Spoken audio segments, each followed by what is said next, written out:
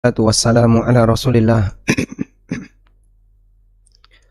wa ala alihi wa sahbihi wa mawalah wa la hawla wa la quwata illa billah.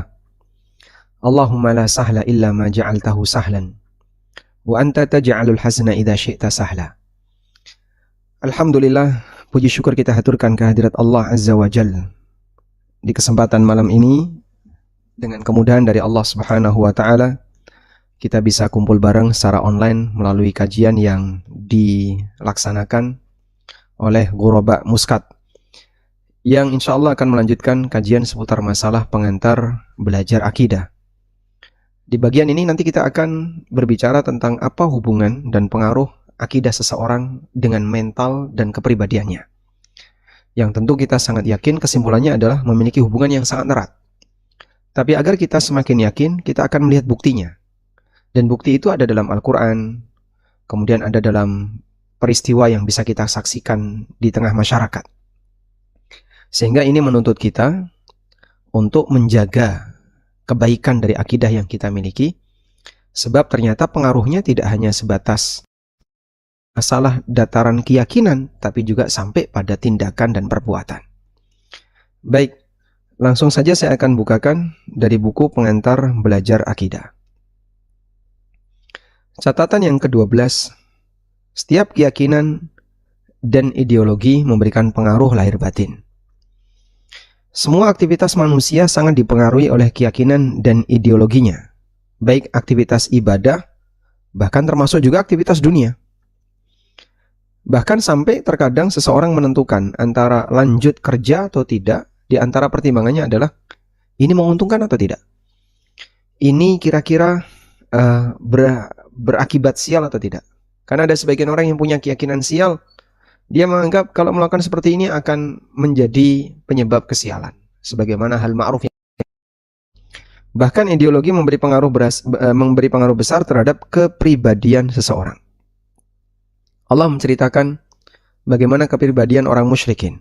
Allah berfirman, wa idza dzukirallahu wahdahu ishma'azzat qulubul ladzina la yu'minuna bil akhirah. Apabila disebutkan nama Allah saja, mereka menjadi kesal. Menjadi kesal hati orang-orang yang tidak beriman. Wa idza dzukiral ladzina min dunihi idzahum yastabsyirun. Tapi kalau yang disebutkan adalah sesembahan-sesembahan selain Allah, mereka girang hatinya, riang gembira. Sehingga mungkin Anda bisa menjumpai ada fenomena kalau lagi disinggung kuburan A, kuburan B, kuburan C, langsung respon. Oh iya, saya punya pengalaman bagus di situ. Saya pernah butuh ini, lagi kayak gini, terus berdoa di situ langsung makbul. Saya punya pengalaman ini, jadi diceritakan. Mereka gembira dengan pengalaman ketika berdoa di kuburan dan mustajab. Tapi giliran disinggung tentang masalah kata tauhid, mereka alergi dengan kata-kata tauhid. Mereka alergi dengan kata-kata anti syirik. Mereka alergi dengan kata-kata menyembahnya kepada Allah, mentauhidkan Allah. Mereka alergi dengan itu. Karena mereka lebih senang dengan kecenderungan hati kepada kuburan atau benda-benda keramat tertentu. Sehingga kalau lagi disebut tentang khasiat jimat tertentu, Masya Allah langsung respon dia. Giliran disebut misalnya tentang masalah dakwah tauhid anti dengan masalah klinik, ya mereka pasang badan. Oh, jangan suka menyalahkan orang, jangan mabuk agama, jangan sok suci, dan seterusnya. Ayat ini menggambarkan bagaimana orang kafir merasa jengkel ketika nama Allah disebut. Dia jengkel dengan istilah tauhid. Sebaliknya ketika disinggung tentang kesaksian kuburan yang mujarab, mereka bahagia. Anda mungkin menjumpai realitas semacam ini. Dan itu salah satu di antara contoh nyata bahwa seperti yang difirmankan oleh Allah di surat Az-Zumar 45. Ada orang yang dia merasa jengkel ketika nama Allah disebutkan. Mungkin bukan nama Allah, tapi mentauhidkan Allah. Istilah tauhid, mengesahkan Allah dalam setiap perbuatan, itu mereka nggak senang. Kata-kata yang membuat mereka jadi jengkel, kata-kata yang membuat mereka alergi. Dan itu muncul karena keyakinan mereka terhadap berhala-berhala itu. Sehingga kecintaan mereka terhadap berhala lebih besar dibandingkan rasa cinta mereka kepada Allah Subhanahu wa Ta'ala. Maka saat disebutkan nama berhala semata mereka nggak terima, Tapi giliran disebutkan nama selain Allah, mereka langsung respon. Allah juga menceritakan kondisi orang mukmin. Allah berfirman, "Innamal mu'minuna alladzina idza dzukirallahu wajilat qulubuhum." Sesungguhnya orang mukmin yang sejati adalah mereka yang apabila nama Allah disebutkan wajilat qulubuhum, langsung ada respon dari hatinya. Gimana sih Pak bentuk wajilat qulubuhum? Langsung ada respon dari hatinya. Kecintaan yang besar, pengagungan yang tinggi yang dimiliki oleh seorang hamba, sampai pada tingkatan ketika disebutkan nama Allah langsung nyetrum batinnya. Mungkin ya, Anda seneng banget sama si A. Mungkin Bapak Ibu juga punya pengalaman tentang itu. Pada saat Anda menjelang menikah, sudah punya kenalan dengan calon pasangannya, baik calon suami atau calon istri. Ketika tersebutkan nama orang yang kita cintai, nyetrum batin kita. Mungkin waktu masih SMA ya, model cinta monyet. Saat disebut nama orang yang dia senangi, nyetrum hatinya. Wajilat qulubuhum. Hatinya gemetar. Hatinya tersulut. Pemicunya apa? Nama yang dia cintai disebutkan. Wa idza tuliyat alaihim ayatuhu zadatuhum imana. Dan apabila dibacakan kepada mereka ayat-ayat Allah, zadatuhum imanan, iman mereka semakin bertambah. Bisa nggak kita seperti ini? Disebutkan ayat Allah, iman kita semakin bertambah. Kayak apa sih Pak? Wong kita dengar ayat Allah dibacakan setiap kali mau Jumatan. Kita juga dengar ayat Allah dibacakan kalau ada sampai di kampung ketika terdengar suara bacaan Al-Quran. Sopo sing mati? Siapa yang meninggal? Ya. Kenapa? Saking jarangnya ayat Al-Quran dibacakan. Begitu terdengar suara ayat Al-Quran, pertanyaan orang adalah, siapa yang meninggal? Apakah itu yang disebut dengan pertambahan iman? Baik, tentu saja bukan demikian. Tapi yang dimaksud dengan pertambahan iman, iman bertambah ketika ayat Allah dibacakan. Yang dimaksud ayat Allah dibacakan tentu saja adalah Al-Quran dan ajaran Allah Subhanahu wa Ta'ala. Karena dibacakan, mungkin kita pahami ayat Allah yang dimaksud adalah ayat kauni, kuasa Allah, ciptaan Allah. Kalau seperti itu bisa diindra, bisa dilihat. Ini dibacakan, artinya ayat Allah ini diperdengarkan di hadapan orang tersebut. Dibacakan ayat Allah berarti adalah Al-Quran. Isi dari Al-Quran, kita tahu isi dari Al-Quran, ada berita. Sehingga ayat Allah dibacakan ketika berisi berita, maka membuat kita tambah yakin. Aku tambah yakin dengan adanya kiamat, aku tambah yakin dengan adanya surga dan neraka, aku tambah yakin dengan adanya malaikat yang bertugas A, bertugas B. Itulah bentuk tambah yakin. Karena kita punya berita Allah. Ayat Allah dibacakan tentang berita tadi. Yang kedua, isinya adalah ahkam. Penjelasan tentang hukum dan aturan. Ahkam di sini ada perintah atau larangan atau aturan. Dan bentuk pertambahan dari ayat ahkam adalah tambah taat. Orang mukmin akan semakin taat dengan adanya ayat ahkam yang dibacakan kepadanya. Tambah yakin dan tambah taat, inilah pertambahan iman. Tambah yakin dan tambah taat, ini tambah iman. Oh begitu, saya baru tahu kalau ini tidak boleh Pak Ustadz. Ayat Al-Quran menjelaskan itu. Saya baru ngerti kalau ini dilarang. Oh, baik. Besok saya akan memperbaiki diri. Alhamdulillah. Di saat orang merasa gembira dengan adanya ayat Al-Quran yang sampai kepadanya, dan dia merasa ada sesuatu yang baru yang dia dapatkan, kemudian dia siap untuk tunduk kepadanya, itulah pertambahan iman yang ada pada hamba. Anda bisa lihat ayat berikut ini. Allah Subhanahu wa Ta'ala menceritakan dalam Al-Quran bagaimana respon mukmin dan respon munafik ketika turun ayat Al-Quran. Di surat At-Taubah ayat 124, Allah Ta'ala berfirman, wa idza ma unzilat suratun faminhum man yaqulu ayyukum zadathu hadhihi imana. Apabila turun satu surat yang baru, sesama munafik itu mereka nyindir Al-Quran sambil bertanya antara satu dengan yang lain. Ayyukum zadathu hadhihi imana. Siapa yang membuat kalian bertambah imannya dengan ayat ini? Itu Muhammad baru dapat ayat baru. Ada nggak di antara kalian yang imannya bertambah? Jadi dia nyinyir dengan Al-Quran dan mempertanyakan, ada nggak di antara kalian yang imannya bertambah? Lalu Allah Subhanahu wa Ta'ala mengatakan, فَأَمَّا الَّذِينَ آمَنُوا فَزَادَتْهُمْ إِيمَانًا وَهُمْ يَسْتَبْشِرُونَ.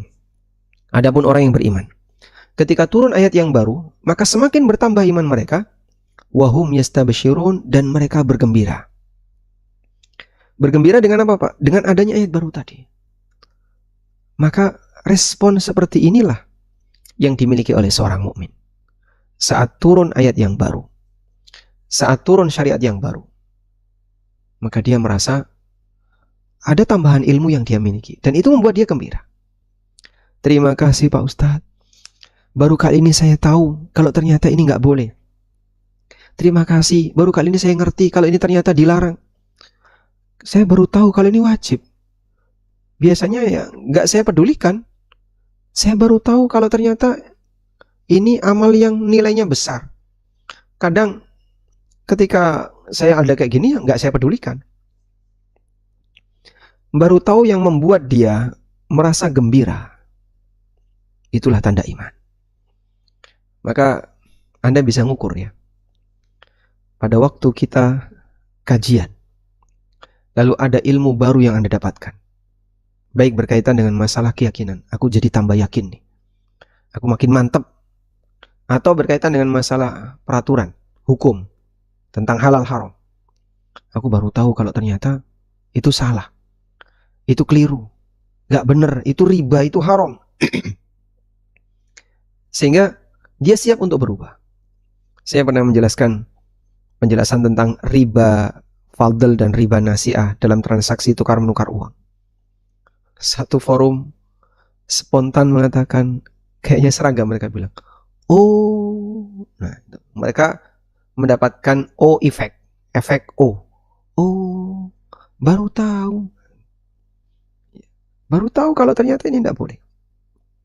Nah, di situ mereka merasa gembira karena mereka mendapatkan ilmu yang baru yang itu bermanfaat untuk kehidupan dia. Lihat perbandingannya. Wa ammal ladzina fi qulubihim maradun fazadathum rijsan ila rijsihim wa matu wa hum kafirun. Adapun orang yang di hatinya ada penyakit, fazadathum rijsan ila rijsihim. Keberadaan ayat tadi semakin menambah kotoran dalam hatinya, di samping kotoran yang sudah ada di hati mereka. Dan yang berbahaya adalah bagian ujung ayat, wa matu wa hum kafirun, dan dia mati dalam keadaan kafir. Maksudnya gimana sih Pak? Kok ada ayat Al-Quran yang semakin menambah kotor hati manusia? Karena dia menolak ayat itu, dia mengingkari ayat itu, dia nggak terima dengan ayat itu. Sehingga pada saat dia mengingkari, dia menolak, maka keberadaan ayat itu justru membuat hatinya makin kotor. Disinilah kita bisa melihat bagaimana ayat yang diturunkan oleh Allah jadi anugerah bagi sebagian hamba dan juga jadi fitnah bagi sebagian hamba yang lain. Bagi mereka yang menerima dengan baik, ayat itu akan menambah iman. Fazadathum imanan. Ayat itu menambah iman.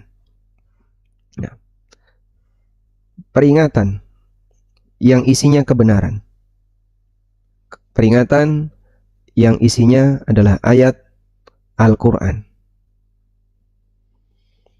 atau kebenaran yang lainnya,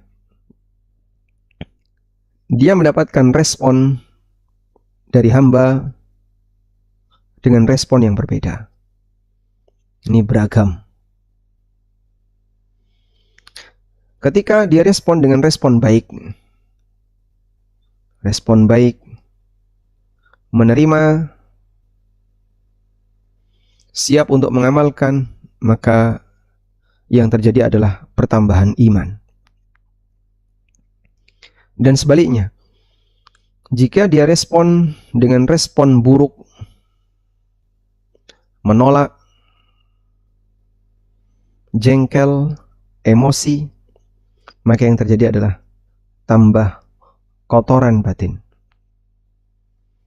Demikianlah kondisi seorang hamba pada saat dia merespon kebenaran. Maka waspadalah dengan orang yang ketika dia mendengarkan satu pengajian tertentu, ini apaan sih kajian kok isinya cuman haram, dikit-dikit haram, riba, goror, apa-apa nggak boleh, syirik. Nanti. Jadi dia tiba-tiba merespon dengan respon seolah-olah kajian itu adalah kajian yang menyudutkan dirinya, merugikan dia. Dan orang ketika dia merasa salah, dia di posisi tidak aman.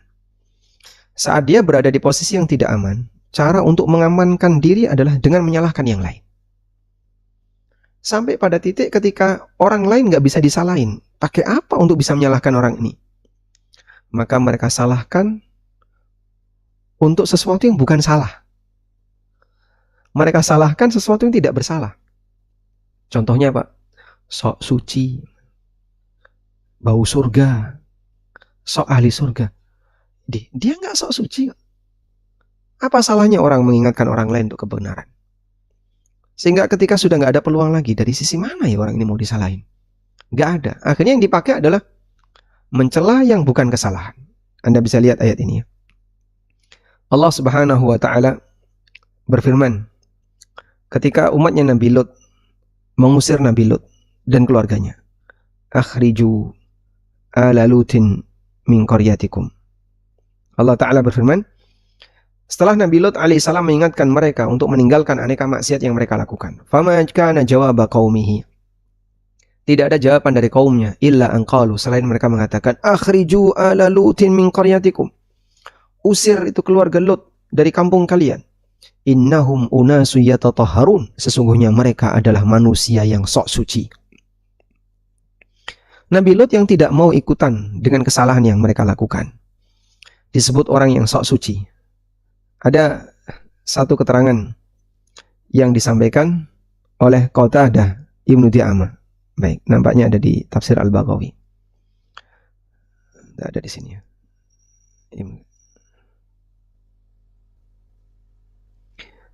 Jadi saat mereka mengusir itu, maka mereka mencela Nabi Lut. Saya menemukan satu tafsir yang bagus ya. Nah, keterangan Qatadah Ibnu Di'amah, mereka bilang abuhum min ghairi aibin. Ya. Mereka mencela abuhum wallahi bi ghairi aibin.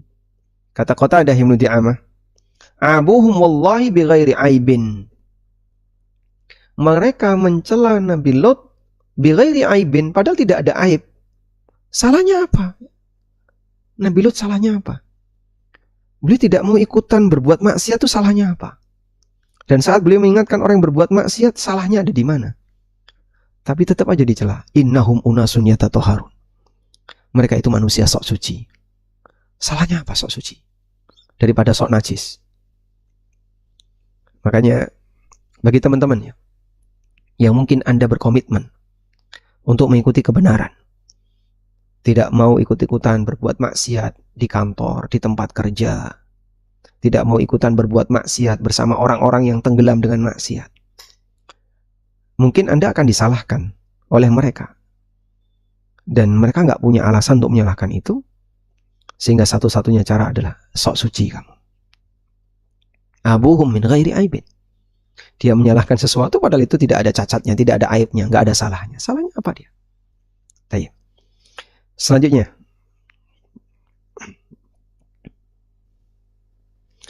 akidah juga mempengaruhi suasana cinta dan benci yang ada pada diri seorang hamba. Allah Subhanahu wa Ta'ala berfirman, "Wa minan nasi may yattakhidhu min dunillahi andadan yuhibbunahum ka hubbillah." Di antara umat manusia Ada yang menjadikan selain Allah sebagai sekutu, andad, sebagai sekutu. Yuhibbunahum kahubbillah. Mereka mencintai sekutu itu sebagaimana cintanya mereka kepada Allah. Karena begini, ada pelampiasan cinta. Pelampiasan cinta itu diantaranya adalah menyembah.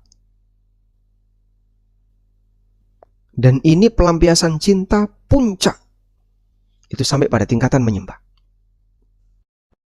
Ketika seseorang dia sudah mau menyembah, berarti dia sangat mencintai.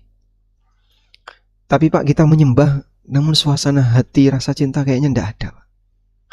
Atau rasanya kayak gimana, biasa saja itu saat kita menyembah dalam sholat yang kita kerjakan. Ya, kita di titik menyembah tapi hambar. Padahal sejatinya suasana rasa cinta itulah yang mendorong kita menyembah.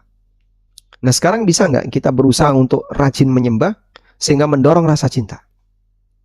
Karena seharusnya kan rasa cinta mendorong penyembahan, walaupun bisa juga dengan seringnya hamba menyembah Allah, lalu dia menyebabkan dia mencintai Allah. Allah kasih hidayah kepadanya.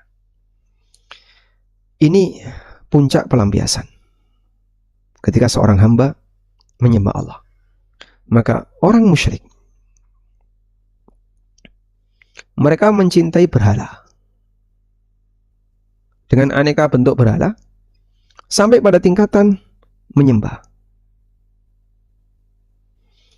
Sehingga kecintaan mereka kepada berhala sebagaimana kecintaan kaum mukminin kepada Allah.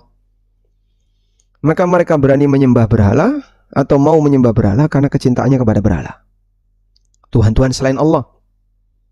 Dan itu didasari oleh keyakinan berhala inilah yang akan menyelamatkan dirinya.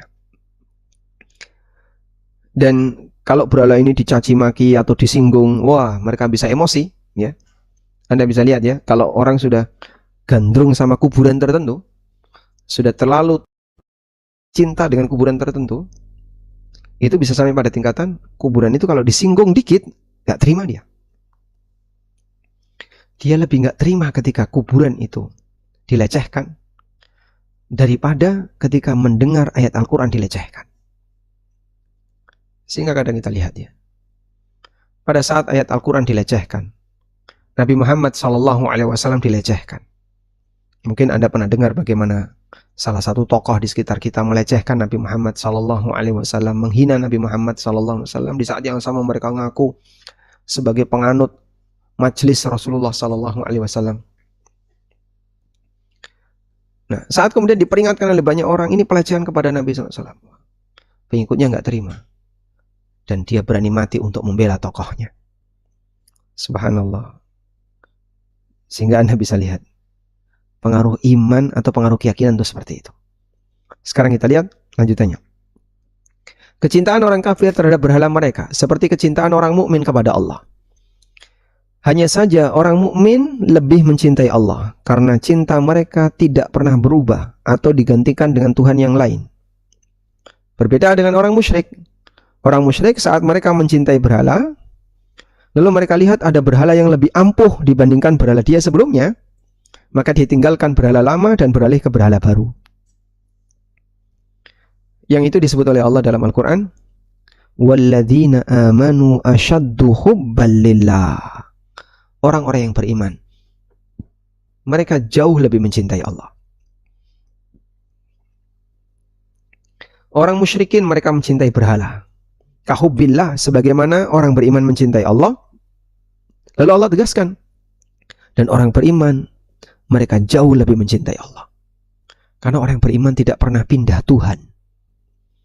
Beda dengan berhala ya. Ketika dia lagi ngalap berkah dengan berhala A, kok nggak kabul-kabul, dapat cerita berhala B itu lebih bagus, lebih mustajab, pindah ke berhala B. Ternyata antara cerita dan realita beda. Nggak dapat apa-apa saya, nggak ada hasil apapun. Dapat cerita lagi, oh berhala C itu lebih bagus, lebih mustajab, lebih ampuh, pindah ke berhala C. Maka mereka saat mendengar ada berhala yang lebih ampuh, mereka akan beralih ke situ. Al-Baghawi menyebutkan dalam tafsirnya mengenai makna ayat di atas, wal musyrikuna idza takhadhu sanama. Orang musyrik ketika dia memiliki berhala, thumma ra'au ahsana minhu. Kemudian mereka melihat ada yang lebih bagus daripada berhala itu, tarahu, maka mereka melempar berhala pertama, tarahul awal, mereka tinggalkan berhala pertama, wakhtarus tsani, dan mereka beralih ke berhala kedua. Masya Allah. Kaitannya dengan fenomena ini, Allah Subhanahu wa ta'ala menurunkan firman-Nya. Afara'aita alladzi ittakhadha ilahahu hawahu. Tahukah kamu orang yang menjadikan ilahahu hawa, orang yang menjadikan hawa nafsunya sebagai Tuhannya. Ara'aita man ittakhadha ilahahu hawa, afa anta takunu alaihi wakila. Tahukah kamu orang yang menjadikan Tuhannya itu sebagai, atau hawa nafsunya itu sebagai Tuhan? Hawa nafsunya dijadikan sebagai Tuhan gimana? Apa yang disenangi oleh hawa nafsunya, dia jadikan Tuhan. Ini cocok jadi Tuhan. Nanti pindah lagi. Nah, kita lanjutkan. Sehingga mereka tidak beriman akan adanya hari kiamat.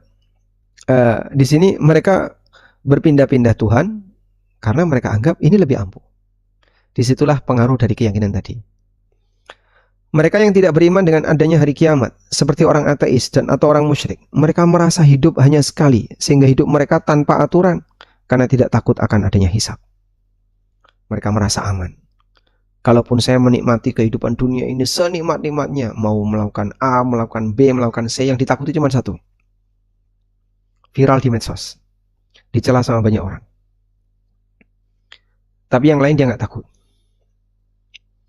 Makanya orang seperti ini takut ketahuan, dan ketika dia melakukan perbuatan tanpa aturan karena takut dihisab, maka mereka merasa bahasanya mereka harus terhindar atau menghindari yang namanya medsos ketika berbuat pelanggaran.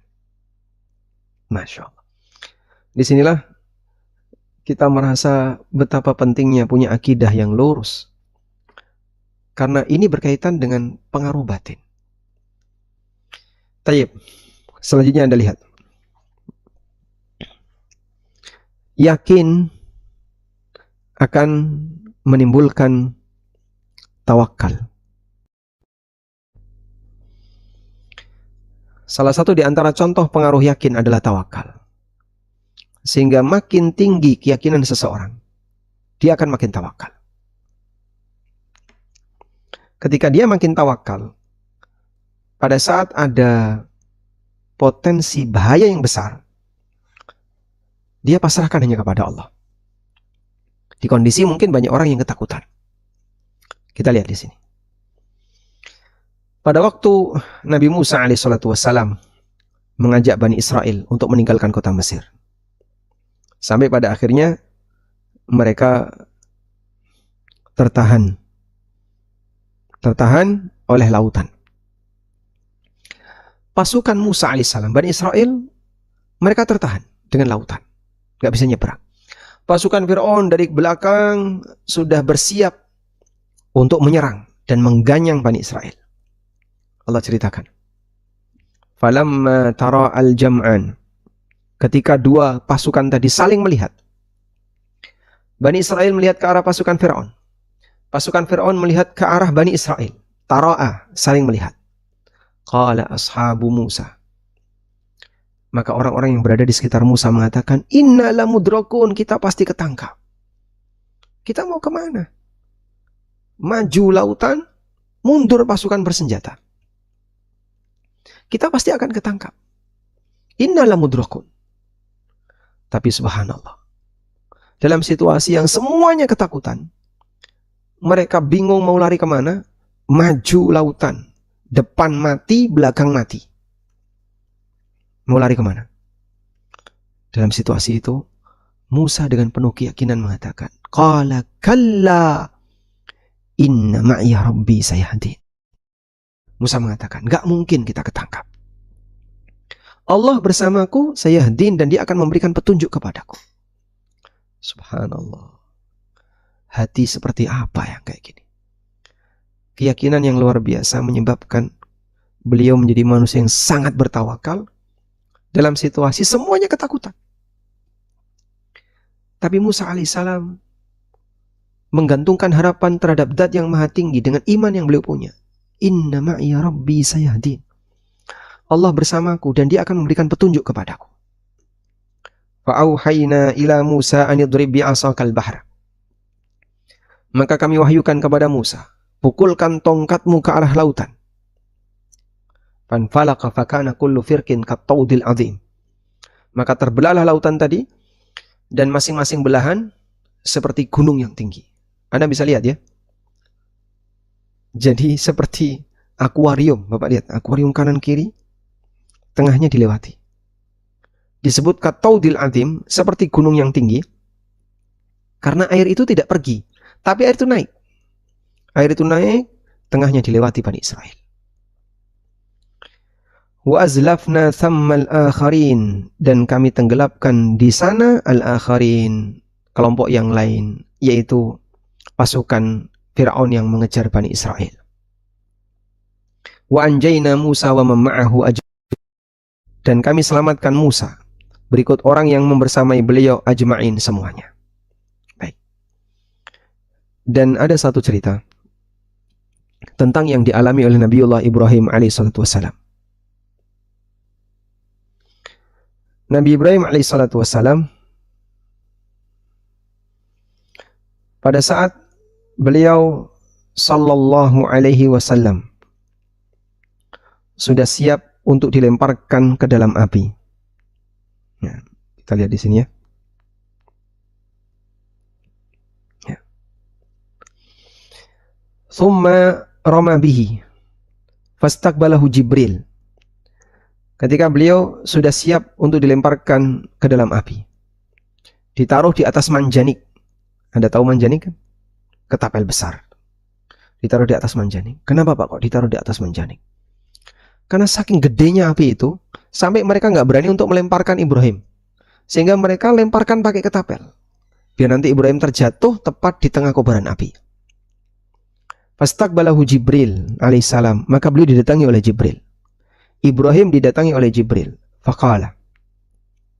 Lalu Jibril menawarkan, Ya Ibrahim, alaka haja. Wahai Ibrahim, kamu butuh bantuan? Faqala lahu, maka dijawab oleh Ibrahim, Ama ilaika fala. Kalau kepadamu, aku nggak butuh. Masya Allah. Seperti apa manusia yang hatinya kayak gini? Sehingga dalam kondisi genting, dalam kondisi terjepit, yang peluang matinya besar, saat ditawari oleh makhluk menampakkan dirinya di hadapannya, Jibril alaihissalam. Ini bukan jin, tapi malaikat. Ya Ibrahim, alaka haja. Wahai Ibrahim, apa kau butuh bantuan? Tawakal sepenuh hati yang dimiliki oleh Ibrahim alaihissalam.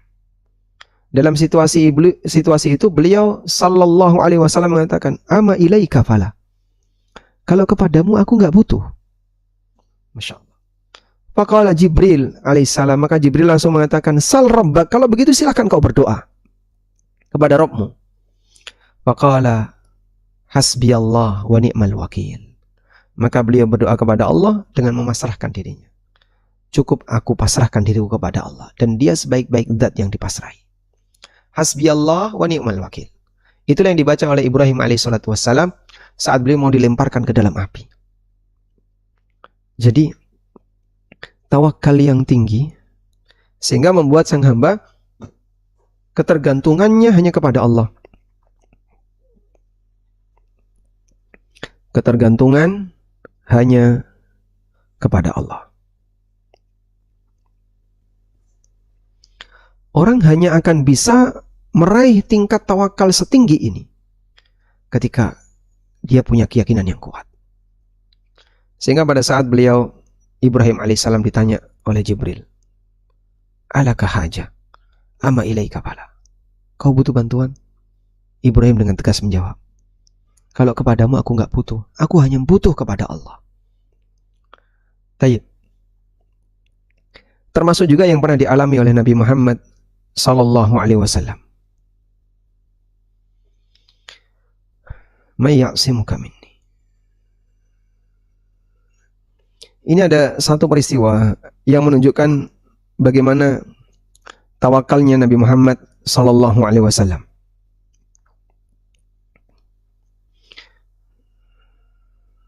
Dari Jabir bin Abdullah radhiyallahu anhu, hadisnya sahih riwayat Bukhari.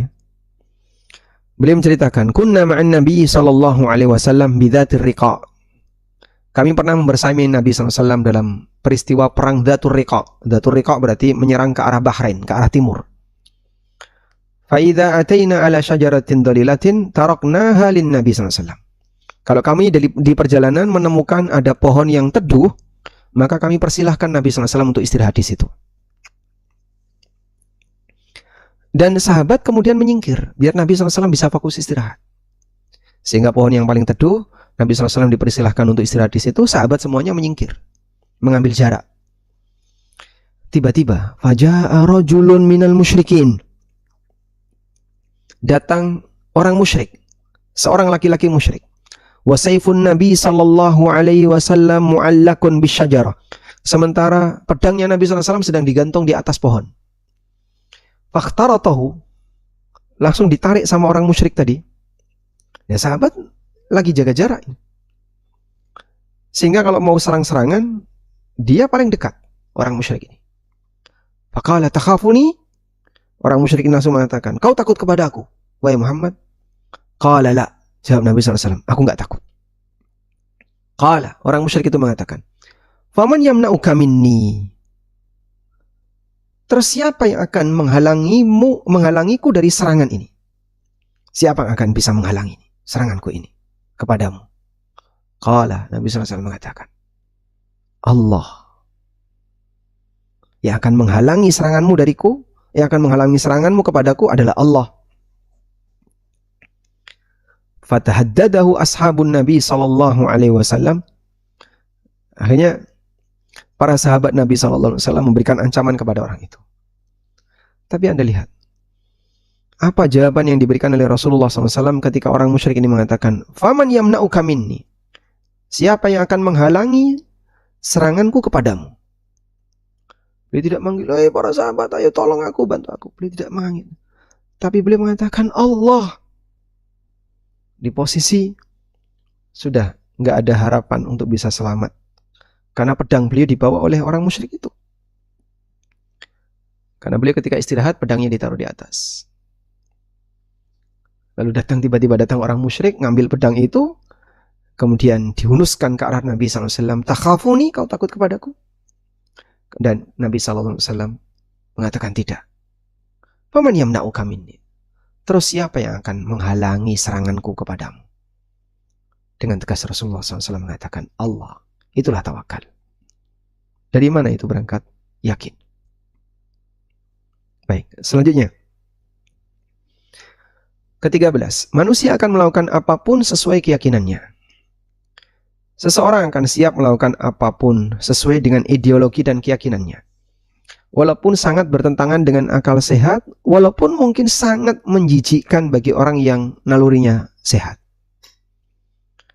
Ada orang yang mau makan kotoran pemuka kelompoknya.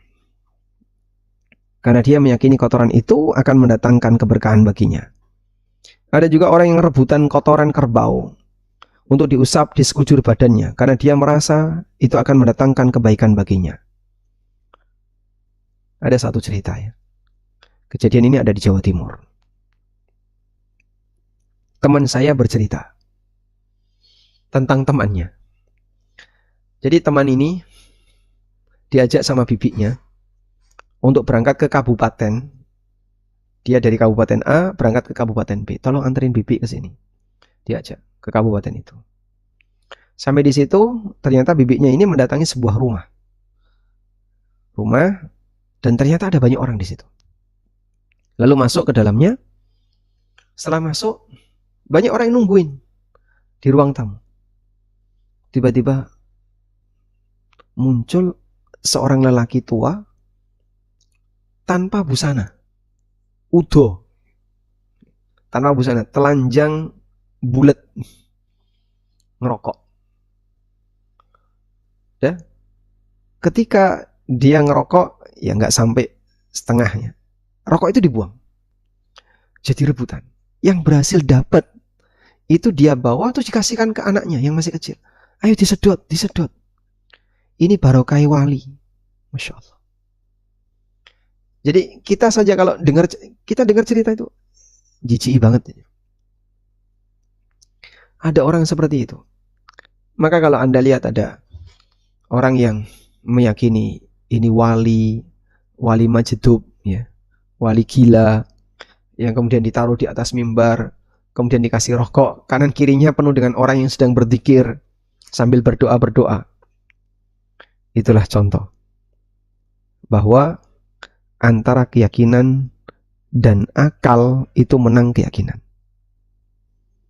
Jadi kalau Anda mau membandingkan antara keyakinan dan akal itu begini. Orang itu lebih nurut kepada keyakinan daripada kepada akal.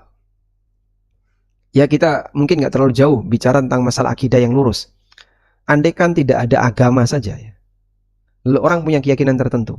Dia akan lebih cenderung kepada keyakinannya daripada kepada akal sehatnya. Sehingga ini nomor sekian. Akal itu nomor sekian. Keyakinan dulu yang dia ikuti. Lanjut. Dulu orang musyrik tawaf sambil telanjang. Karena mereka berkeyakinan bahwasanya itu lebih baik baginya. Bahkan mereka menganggap bahwa apa yang mereka lakukan itu adalah melaksanakan perintah Allah. Allah berfirman di surat Al-A'raf, "Wa idza fa'alu fahishatan", di surat Al-A'raf. "Wa idza fa'alu fahishatan qalu wajadna 'alaiha aba'ana. Wallahu amarana biha." Ketika mereka mengerjakan fahishatan, perbuatan keji, qalu, mereka mengatakan, wajadna 'alaiha aba'ana, kami jumpai nenek moyang kami, leluhur kami melakukan itu. Wallahu amarana biha, dan Allah merintahkan kami untuk melakukan ini. Maka dibantah oleh Allah. Qul, katakan Nabi Muhammad, innallaha la ya'muru bil fahsya. Allah enggak pernah menyuruh kalian untuk berbuat keji.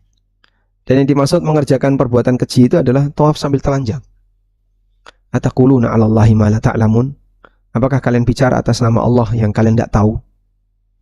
Dari mana kau tahu itu? Apa buktinya kalau Allah pernah menyuruh itu? Padahal mereka tidak pernah satupun mendapatkan wahyu. Pada ayat di atas ada dua alasan yang disampaikan oleh orang musyrik terkait tawaf sambil telanjang. Satu, ikut leluhur. Dua, klaim bahwasanya itu adalah perintah Allah.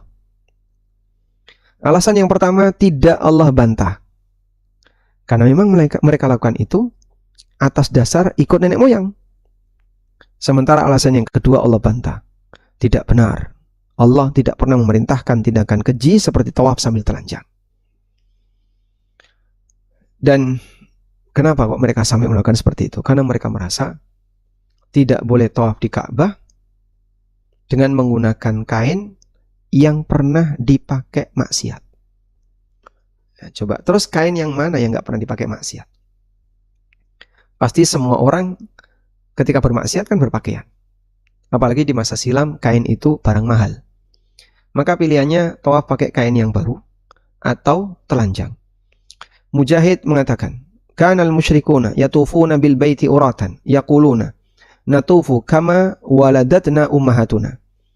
Orang musyrikin mereka tawaf di Ka'bah sambil telanjang dan mereka mengatakan, kami tawaf seperti kondisi ketika kami dilahirkan oleh ibu kami, tanpa busana, enggak punya dosa. Fatada'ul mar'atu ala farjiha an-nas'a aw syai'a wa taqul. Maka wanita kalau tawaf di malam hari sambil meletakkan tangannya menutupi farjinya sambil mengatakan al-yauma yabdu ba'duhu aw kullu wa ma bada minhu fala uhillu. Hari ini kelihatan sebagian atau keseluruhan dan yang kelihatan tidak akan aku halalkan. Dan laki perempuan seperti itu. Ya mungkin coba kebayang gak? Rasa malunya hilang. Rasa malu hilang itu dari mana? Berangkat dari keyakinan tadi. Berangkat dari keyakinan. Orang yang waras, dia tidak akan mau melakukan itu.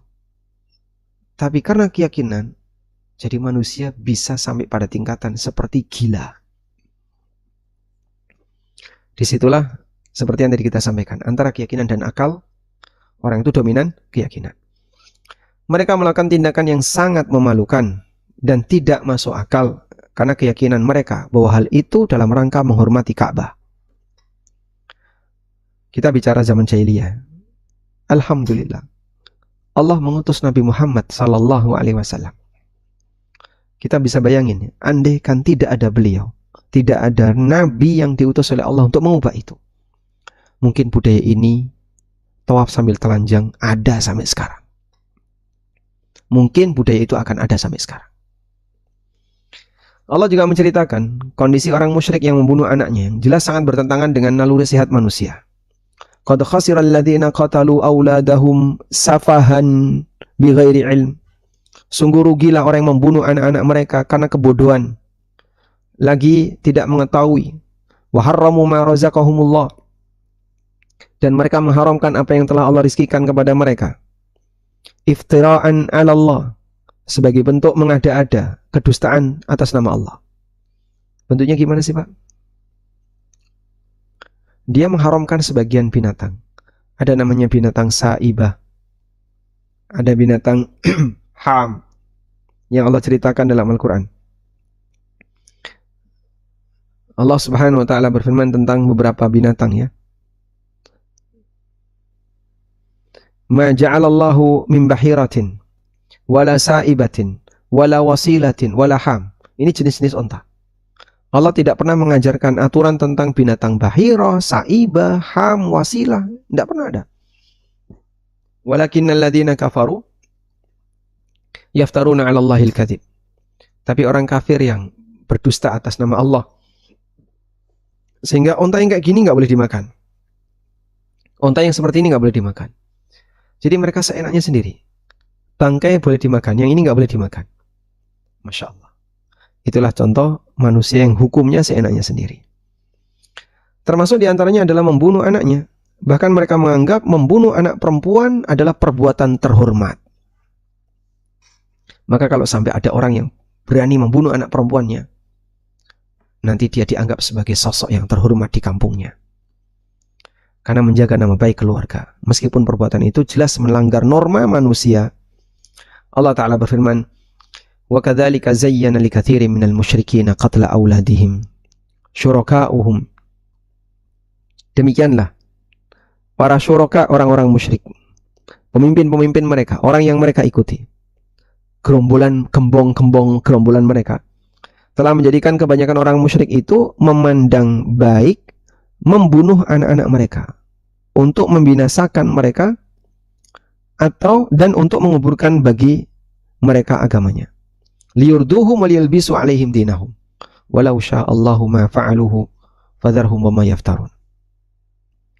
Sehingga saat mereka melakukannya, wah, dipuji sama orang-orang yang berada di sekitarnya. Kau telah menjaga kehormatan leluhur. Kau adalah sosok lelaki yang pemberani, berani kehilangan anak perempuan demi menjaga nama baik sukumu. Masya Allah. Dan mungkin seperti itu masih banyak sampai sekarang. Ada orang yang dijadikan tumbal. Biar tidak terjadi bencana di sini, saya siap untuk jadi tumbal. Keluarganya merasa bangga. Terus kamu nanti gimana? Siap untuk disembelih, jadi tumbal. Subhanallah. Dan itu bangga. Maka dia bangga dengan bunuh diri. Demikianlah pengaruh keyakinan. Manusia bisa berbuat apapun sesuai keyakinannya. Bahkan mereka terkadang berbuat jahat sementara mereka merasa benar. Allah Ta'ala berfirman, afaman zuyyina lahu su'u amalihi fara'ahu hasana. Tahukah kamu orang yang dihiasi perbuatan buruknya, amal buruknya, fara'ahu hasana, tapi dia memandang, dia merasa kalau itu adalah kebaikan. Fa innallaha yudhillu may yasha' wa yahdi may yasha'. Allah sesatkan siapa saja yang dia kehendaki, dan Allah berikan petunjuk siapa saja yang dia kehendaki. Sehingga ada orang yang kadang mengkafirkan orang lain, bahkan membunuh orang lain, di posisi dia merasa yakin dia berbuat kebaikan. Abdurrahman bin Muljim membunuh Ali bin Abi Thalib dalam keadaan dia merasa yakin ini adalah jalan menuju surga. Sampai ketika dia ditangkap oleh para sahabat, matanya itu dibutakan, dicungkil. tapi dia selalu tidak putus berzikir. Dia disiksa, tapi lisannya selalu berzikir. Subhanallah, subhanallah, subhanallah. Allahu Akbar, Allahu Akbar, subhanallah, Allah. Dalam posisi dia disiksa oleh para sahabat. Sampai akhirnya ada yang jengkel. Lisan dia dipegang dan mau dipotong. Terus dia bilang, jangan kau potong lisanku, karena tinggal satu ini yang bisa aku gunakan untuk beribadah. Masya Allah. Abdurrahman bin Muljim yang membunuh Ali bin Abi Thalib. Sampai akhirnya kemudian dia dikisos, dibunuh. Wallahu ta'ala alam. Dan dari sinilah kita bisa melihat bahwasanya seseorang sangat dipengaruhi oleh keyakinannya. Maka saat orang memiliki keyakinan yang benar, ini akan mengantarkan kepada amal baik. Sebaliknya, ketika dia punya keyakinan yang salah, ini akan mengantarkan kepada amal rusak. Bersyukurlah kepada Allah ketika Allah Subhanahu wa ta'ala jadikan keyakinan kita keyakinan ahlus sunnah.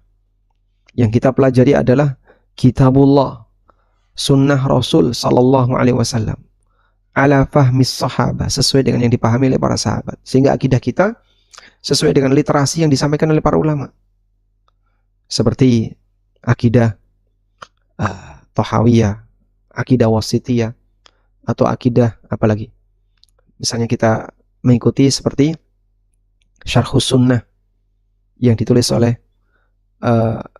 Al-Barbahari, atau akidahnya Imam Ahmad Ushulus Sunnah, dan yang lainnya.